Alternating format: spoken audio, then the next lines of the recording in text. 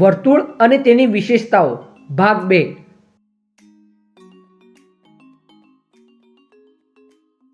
આજે આપણે જાણીશું કે ત્રિજ્યા અને વર્તુળની વચ્ચે શું સંબંધ હોય છે। યાદ છે ને કાલે સાહેબે વર્તુળ એટલે કે સર્કલ વિશે શું સમજાવ્યું હતું? હા, સારી રીતે યાદ છે। વર્તુળ એક બંધ આકાર હોય છે જેના પર સ્થિત બધા બિંદુઓ કેન્દ્રથી સરખા અંતરે હોય છે। શું તને યાદ છે કે વર્તુળનું કેન્દ્ર શું હોય છે? હા, યાદ છે। વર્તુળનું કેન્દ્ર એ બિંદુ છે જે વર્તુળની મધ્યમાં સ્થિત હોય છે। હવે તું વ્યાસ વિશે જણાવ।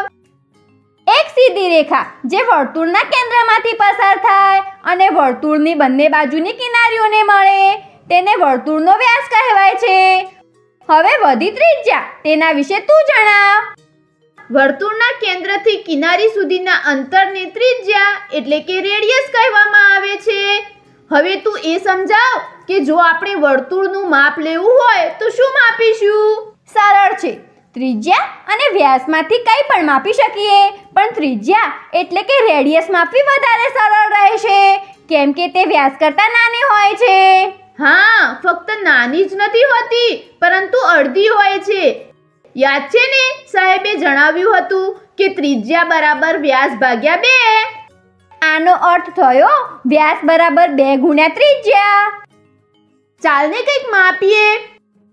ચાલ હવે આ ચારેય પૈડાઓને માપીએ, પછી વર્ગમાં સાહેબને જણાવીશું। સૌથી પહેલા કયા પૈડાને માપીએ? સૌથી પહેલા આપણી સાયકલના પૈડાને જ માપી લઈએ।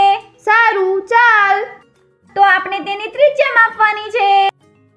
હા, અને ત્રિજ્યા એટલે કેન્દ્રથી કિનારી સુધીનું અંતર। આ રહ્યું સાયકલના પૈડાનું કેન્દ્ર।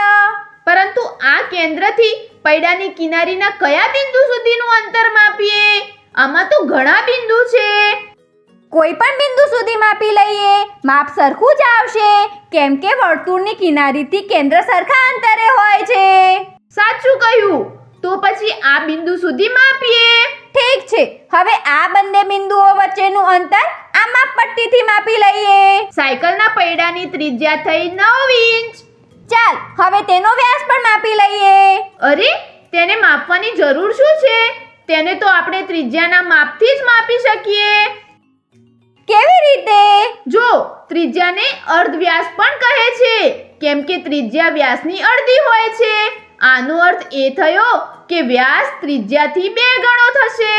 અરે, આનો અર્થ આપણે ત્રિજ્યાના માપમાં 2 વડે ગુણાકાર કરીએ તો વ્યાસનું માપ ખબર પડી જશે।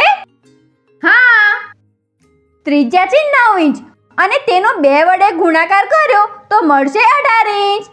આનો અર્થ એ થયો કે આપણી સાયકલના પૈડાનો વ્યાસ છે 18 ઇંચ। હા, આ પૈડાના વ્યાસને પણ માપીને જોઈએ તો જેનાથી આપણને ખબર પડે કે આપણી ગણતરી સાચી છે।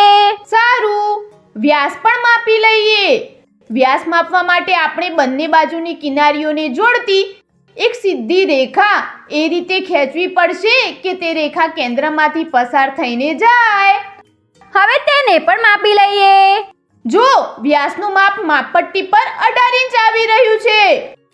હા, હવે આપણે સાયકલનું પૈડું તો માપી લીધું, બાકી પૈડાઓને પણ માપીએ તો? હા, ચાલ બધા પૈડાઓને માપી લઈએ। આ રહ્યું સ્કૂટરનું પૈડું, આ વાળું ટ્રેક્ટરનું આગળનું પૈડું અને આ વાળું ટ્રેક્ટરનું પાછળનું પૈડું। હવે બધાના કેન્દ્ર શોધી લઈએ। આ રહ્યા બધા પૈડાઓના કેન્દ્ર। હવે કેન્દ્રથી શરૂ કરીને કિનારીના એક બિંદુ સુધીના અંતરને માપી લઈએ। હવે જો, સ્કૂટરના પૈડાની ત્રિજ્યા છે 5 ઇંચ। આનો અર્થ તેનો વ્યાસ થશે 5 ઇંચ ગુણ્યા 2 બરાબર 10 ઇંચ। હવે જો, ટ્રેક્ટરના આગળના પૈડાની ત્રિજ્યા છે 8 ઇંચ, મતલબ તેનો વ્યાસ થયો 16 ઇંચ। હવે વારો છે ટ્રેક્ટરના સૌથી મોટા પૈડાનો, તેની ત્રિજ્યા છે 15 ઇંચ, મતલબ તેનો વ્યાસ થયો 30 ઇંચ। આપણે બધા પૈડાના માપ લઈ લીધા। હવે જઈને સાહેબને જણાવીએ। આજે આપણે જાણ્યું કે વર્તુળને માપવા માટે તેની ત્રિજ્યાને માપવામાં આવે છે। વર્તુળનો વ્યાસ તેની ત્રિજ્યાથી 2 ગણો હોય છે, એટલે કે વ્યાસ બરાબર 2 ગુણ્યા ત્રિજ્યા। અને ત્રિજ્યા વ્યાસની અડધી હોય છે. એટલે ત્રિજ્યા બરાબર વ્યાસ ભાગ્યા 2.